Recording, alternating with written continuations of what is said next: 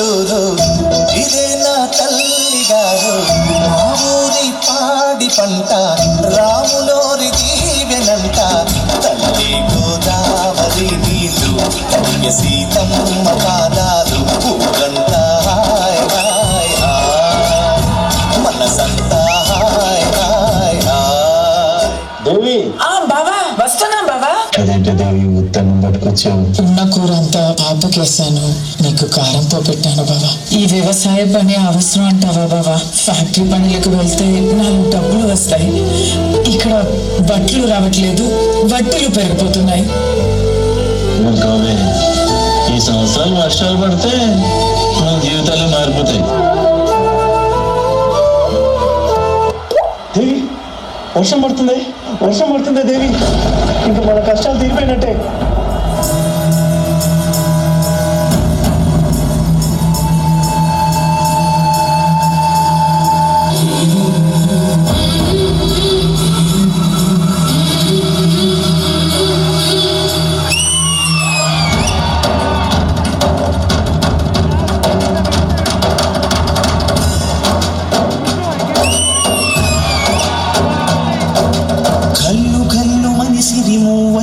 చినుకే చేరగా చల్లు చల్లు మని పులకింతల్లో పుడమే పాడగా కరి మప్పు మానవాడాలేదేయని నిలువెల్ల మనసు వడగళ్ళు తాకి కడగళ్ళే తీరని చడివాన చాడతో ఈ వేళ జన జీవితాలు చిగురించేలా కాలసీమలో ఈ వేళ రతనాల ధారలే కురిసేలా. ఈసారి పంట బాగా పండుద్దని బాగా నమ్మకంగా ఉంది దేవి. ఈసారి పండక్కి కొత్త బట్టలు కొనుక్కుందాం.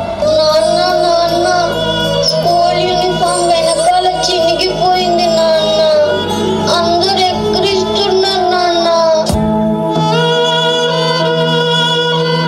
మరి ఎందుకు తల్లి కొంటున్నావు? ఏం చేయను, చెప్పు కూడా తెగిపోయింది నాన్న.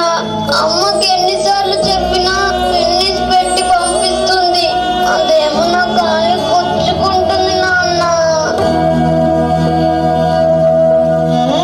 అలా పొలం గట్టు వైపు వెళ్ళి చూద్దాం. మా మంచి నాన్న. ఈసారి పంట పండాక నీకు అన్ని కొత్తగా కొంటా, సరేనా? ఎరా సంటేష్, వడ్డీ ఏది? నువ్వు నా అప్పు తీరుతావని నమ్మకం లేదురా, అంచేత ఈ ఎడ్లని తీసుకెళ్ళిపోతున్నాను.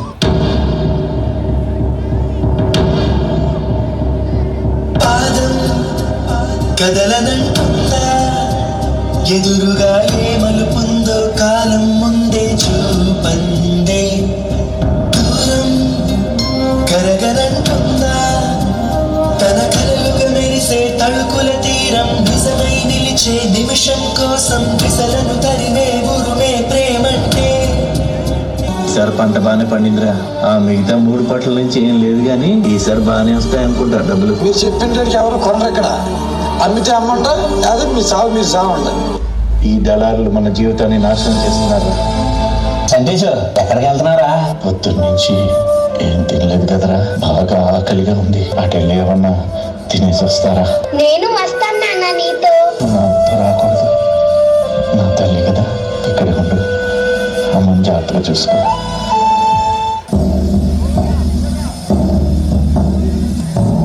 కడసారిది వీడ్కోలు కన్నీటితో మార్చేవ్రాలు, అడవి చెట్లను పావురాళ్లను కలలో నైనా కనగలమా. ఆశలు సమాధి చేస్తూ బంధాలను పరిచేస్తూ ప్రాణాలే విడిచి సాగే పయనమిది. అయ్యో బావా, పంతాని పానం మీద తెచ్చుకున్నావే. వ్యవసాయం చేసి ఏం బాగుపడ్డావు, ఇంత చేసిన ఏం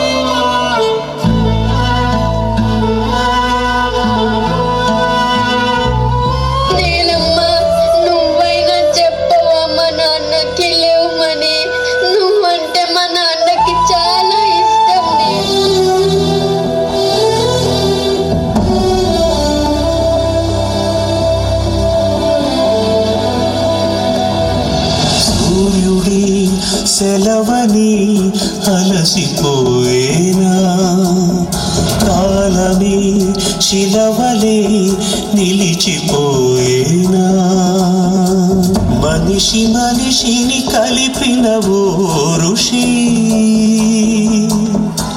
భువిని చరితని నిలిపెను నీ కృషి మహాశయ విధి బలై తరిమెనా మహోష్ణమై రుధిరమే మరిగెనా ఆగిపోయేనా త్యాగం కదా ఆదమరిచేనా దైవం వృధా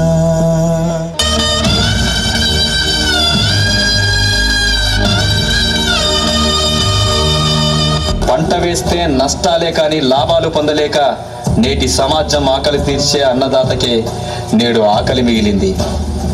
అందుకే ఆత్మహత్యలే శరణ్యం అవుతున్నాయి. రైతంటే ఆకలి తీర్చే మహారాజు. నేల నమ్మేవాడు నేల పైకి ఎదుగుతున్నాడు. అదే నేలను నమ్మినవాడు నేల క్రిందికి వెళ్ళిపోతున్నాడు.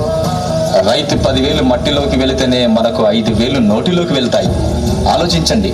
రైతులను కాపాడుకుంటేనే రేపటి తరాలకు మంచి భవిష్యత్తు ఇవ్వగలం. రైతులను కాపాడుకుందాం. జై కిసాన్, జై హింద్.